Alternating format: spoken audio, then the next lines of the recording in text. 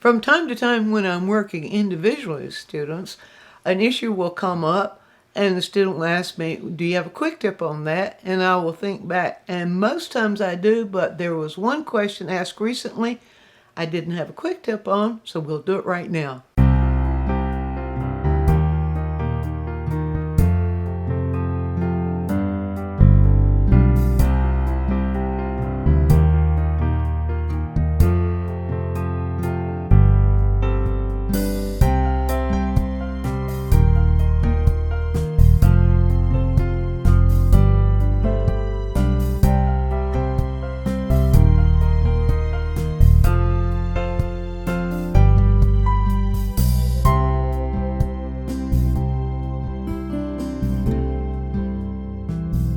And that issue is, or was, how do you load a brush? A lot of times the problems that appear in painting will be just that. The person wasn't conscious of what they were doing with the brush when they were loading it, or even when they were applying the paint.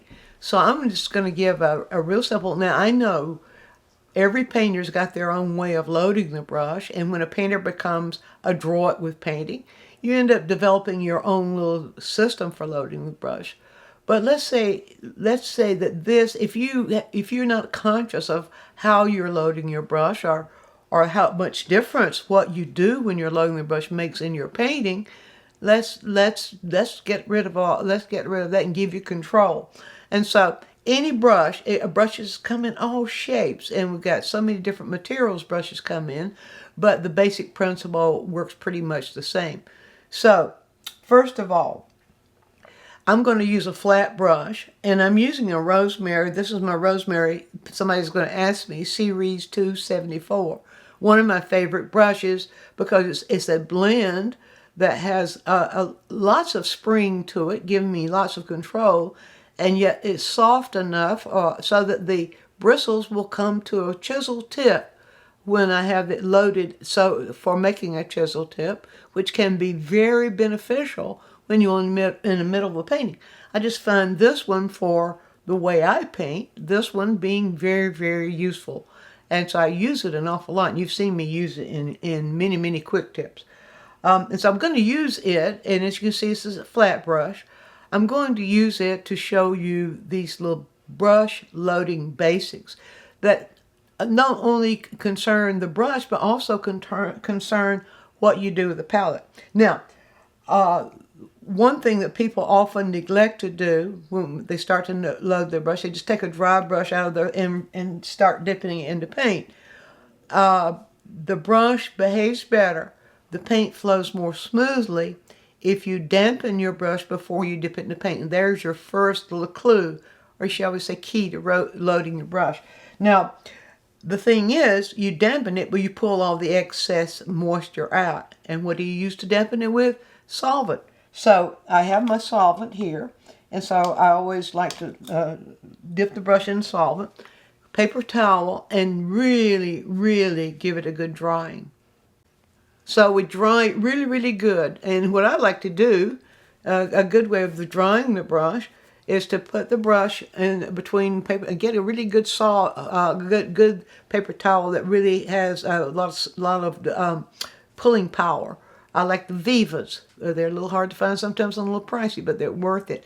So I will do this, and I'll grasp the bristles, and I just squeeze and move the brush back and forth to get all that solvent out. But it leaves the bristles damp enough now so that they're going to work better for me. So there's the first step towards loading the brush. Now it's ready to go. The next thing is a lot of people will just take their brushes and dip it right into the paint.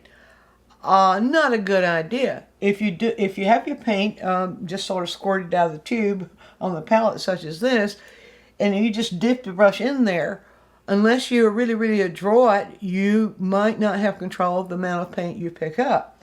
And so it's a better idea if you kind of spread that paint out and make yourself a little edge of paint to reach from. Now there's another thing too, and that is that when you're working with paint, a pile of paint like this, you don't want to contaminate the paint.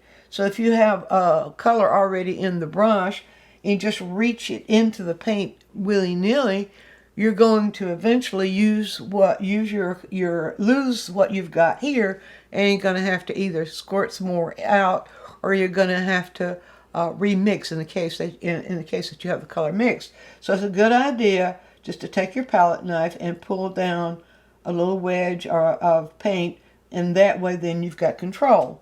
Always wipe the palette knife off whenever you're doing anything with it. Always wipe it off so that you don't get your paint all mixed up. You don't get it all contaminated and lose control of it. There's the next thing. Now, for the actual picking up of the paint of the brush, it depends on how much paint you want. Really that's difficult to gauge. If it's a large shape, you're going to need more paint. If it's smaller shape, you don't need quite so much. So I would suggest that you do this, and if we can zoom right in here real close, hold the brush at kind of a right angle, something like this. Push it in, reach in just to the point of where you want to pick up the color, and pull it down. None of this. Now, I know there are some painters, when they're painting, they do all this kind of moving of the brush. But when you're first loading the brush, your first learning to load, you want to learn how to control it. Now, I think it's also, you see how much, can you see that I've got the paint just on the bottom, about the bottom half of the bristles of the brush. You don't want the paint to be gunked all the way up to here. You lose control. I like to load both sides of the brush the same way, so I'll usually do something like that. And that gives you then, you'll have an equal stroke. All right, so that is the basic way to actually load the brush. But then there's something else that happens. If you have a dry canvas, the dryness of the canvas is going to resist the wetness of the paint. Now I'll show you right here. You see, I loaded it well. You saw me load it well, but by just making one stroke like that, you see it skips over the canvas.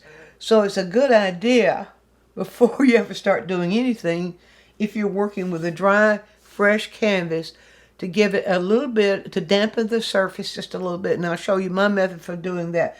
Now, sometimes I use a spray, and a very fine spray, and sometimes I just do what I'm going to do right now. This becomes more and more what I do, because you can locate where you wet it more easily.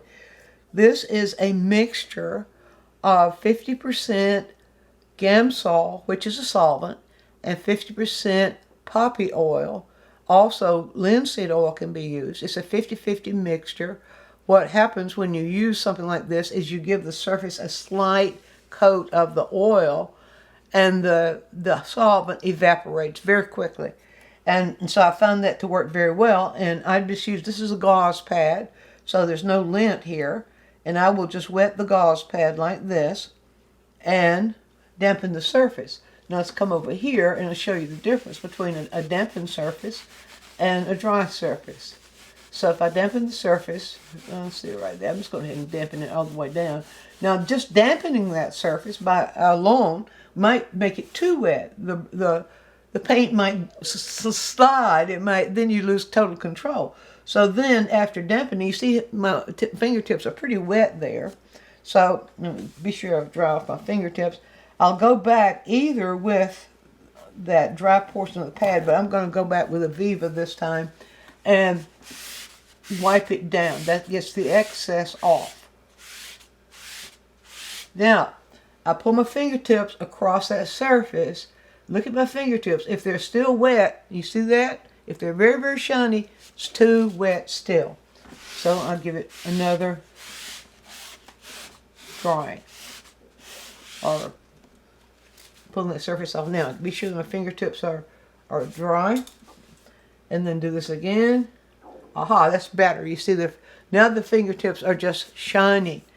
And so that tells me that I've got that surface wet. And let me show you the difference. I will reload the brush the way I showed you before. Just reach into the paint just for the amount I'm going to need, and pull it down so that it loads the brush about it loads only about half the brush, maybe sometimes a little bit less than half on both sides. One stroke, and you see that flows on much more smoothly. Now, that's the difference between having the wet surface here, the dampened surface, let's call it, and trying to paint just on a dry surface. So there are some basic things you can do to get a painting started. Now, there's some other things I want to show you that are included in the loading of the brush, as well as in the using of the brush. So for that, I'm going to pull some white down. I'm just going to pull the white right here. Now, a lot of times, you might want to have your colors, you might want to pre-mix on your colors on the palette, which I like to do when I start painting. I like to create these value lines for the colors I'm going to use in the painting, so that it makes it easier for me to move back and forth within the various values of colors. But for this, I just want to show you this part about when you are in the process of painting and you're mixing. Now, we're mixing with the brush as well as with the palette knife. Most of my mixing happens on the canvas itself, or on the palette, combination of the canvas and the palette with the brush. So I'll load the brush. Now let's say if I want to develop a middle value of that color, then I pull enough white down, and from the edge of the white, I begin to pull this in. See, just by pulling the brush into it, you see it changes the value. I'll need to change the value on both sides of that brush, and I can pull here like that, just pulling downward, not this, not that sort of thing. Pull downward until I see the mix almost totally come together, like that. And you see I have a middle value. Now, and then I can just stroke that on. You see, there we go. There's the middle value. You see, I've got that on both sides of the brush. If you overmix, I know a lot of people say, have it thoroughly mixed. Well, you can overmix till you get the paint too flat. So I like to keep it just at that point where it's barely mixed, and sometimes not mixed at all when I pick up the brush, because when you start stroking, it's going to start mixing. So that's two little simple things that you can do there. Now I want to show you some other things to when not to load the brush. Is one, when you need something to happen that will be more easily done if you don't load the brush, but the way you arrange the paint ahead of time. And so let me just do a little something here. I'll pull this paint out, and let's just go right in here. And I'll just go in with the darker color first, and I'll pull that darker color right down here, like that. Now you see, I do that very fast now. Very fast now. Just automatically rotate it in my hand when I'm doing that, and I will keep pulling until I think I have enough paint. Alright, so then I pull that. Oh, by the way, when you stroke with that, if you stroke like this, like a bulldozer, it's just going to pull the paint off. It's better to stroke it with a slight tilt on the brush at about a 45-degree angle, or something, something in that range. You see, like holding the brush like this makes it really easy to work with when you're working upright like this. And holding it at that slight angle, and just give it a little bit of push. If you push it all the way here, you see what happens, it just scrubs. And if you just hold it straight out like that, it's not going to deposit enough paint. So there's that part of it. Now, what I want to show you is when not to load the brush. I got to set it up first. So I'm going to go ahead and mix another middle value. You see what I'm doing very, very rapidly here, mixing this middle value. If I need to add a little bit more of this, I can come to the edge there and add it, not ram the brush in the center of the paint. So all that is part of it, and I can keep controlling that and gradually get it a little darker by picking up just a little bit more of this other value, you see. Alright, now I've got that loaded on both sides. So I'll set that up right here. I'm just going to put these side by side. Sometimes we have situations where we will have a dark or a shadow area, say in a field of grass, which is a typical situation, but there might be other things too. We'll have a field of dark that's in shadow, moving towards a field of lighter, which is not in shadow. We might have the reverse. We might have the not in shadow first. But One thing that we can do, we can pull all the paint out of the brush here. If we want to show grasses or something that's in front that's moving vertically, especially if it has textures to it, what we can do is we can just take all the paint out of the brush like this, and just take the back side of the brush. You see this? You see this? See what I'm doing right there? The back side of the brush, and just sit it in that wet paint and push it up. You see that? See what happens there when you do that? Just push it up. Now you can see here it's also pushing paint away from this, and you can stroke that back in if need be. Sometimes that's a very effective thing, because sometimes that also can create the feeling of a little bit more valley variation on an area of grass or something like that. If you want the longer blades of grass, or if it's a pole there or something else, we can pull the brush to a chisel, and you can just pull that paint up like that. See there? Like that. Just using that back side of the brush a little bit thicker, and so on. So that's one thing. You can pull the brush to a chisel. You pull the paint down, having a thinner paint, I'm sorry, a thinner layer, and maybe holding a little bit at less of an angle on the palette as you pull it down, and you can pull that to a chisel, and you see you can make these nice little grassy, loose grassy shapes. And of course you can hold it a little bit to the side like this, you see, and you can get that sort of little grassy shape. I think I've probably shown that little technique in another quick tip. All right, that's just basic, and then you do end up doing variations on those kinds of things, but you have full control. You allow what's going to happen here to determine how you load it here. Now I want to show you one other brush, and that is the Rigger, which is a wonderful little brush if you know how to load it and know how to use it. It can do all kinds of things, but I want to show you a little tip there on loading the Rigger. And that is, again, you want to wet the Rigger first, just like you would wet the other brush. I'm drawing it off now. You probably can't see me doing that, and bring it to a point. All right, so I'm going to just come right in here. I'm going to have to probably dampen. Let me just go back in here and dampen this surface right in here a little bit more. Okay, it's probably, I may not need to wipe that off. Let's see. Yeah, that's good. Now, all right, so pull a flat area of paint down like that. And when you load the Rigger, get that, wipe that palette knife off. When you load the Rigger, you load it by rolling it in the paint. You see what I'm doing here? Roll it between your fingers like that in the paint, holding it flat like this, and just pull it down. Roll it as you pull it down. You see what I'm doing there? So when you roll it, it comes to a point within the flat layer of paint, and it doesn't pick up gobs of paint, little, irregular gobs on the brush. And you see, then you can just stroke it. Yeah, I didn't load enough. Load it a little bit more. All right, and you can just stroke it. There we go. You see that, struck it right on to the surface. Now, there's something else you can do that makes the paint a little bit more friendly to the Rigger itself, and it's something you really need to do carefully. Just lay the Rigger down there for a moment.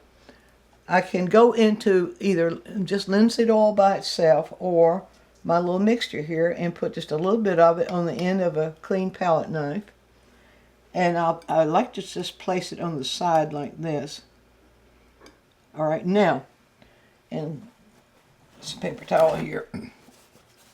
Now I'm going to pull just a little bit of that, and I'm going to liquefy this paint just a little bit. Now, if you're worried about fat over lean, this makes it fatter. You're adding oil into it. And so it's the oil that makes paint fat. All right, now, the difference there, as you will see, let me just pull that paint out. I'm going to roll the Rigger in that now and pick up that wetter paint. And now, you see I get a clearer, smoother, thin line. And of course you can control the value of that. In this case, you can see the value will often control itself by the way it tapers. When you pull it on the canvas, you pull it upward, and you pull it upward, but then you pull it out, and that gives you the taper. When you pull it up but out like that, it gives you the taper. Also, the speed at which you pull it will determine the liveliness of the stroke you're making. And so let's load that some more right there. And you see, if I load it if I pull it really slow like that, you see it's a rather stiff line. But if I want it more, lively line, I'd give it a little bit more speed. Let's come over here and do this so you can see it better. A little bit more speed. There we go. You see, and you get a more lively line when you use a little bit more speed. Just confidence. It doesn't matter where it goes. It doesn't have to go exactly. You do watch the direction, but it's a matter of you push and you pull back and taper off as you pull away from the canvas, and then you can get that nice taper. Well, I think if you just practice those methods, just practice them on just a canvas sheet. Some people practice stuff like that, like on those disposable palette sheets, just to get the hang of how it works. The surface is a little bit different between a palette sheet and a canvas, but the important thing is that you get the technique of loading and the technique of applying and the way you pull your arm when you're working with rigor, especially. Just get those techniques down. You'll be surprised what you can do with them. Be sure and view all of our quick tips. And while you're doing so, subscribe to the channel, click on the bell so you'll always get a notice when we produce a new quick tip, which is every week. And if you have a question, leave it in the comments section and we'll make a quick tip for you.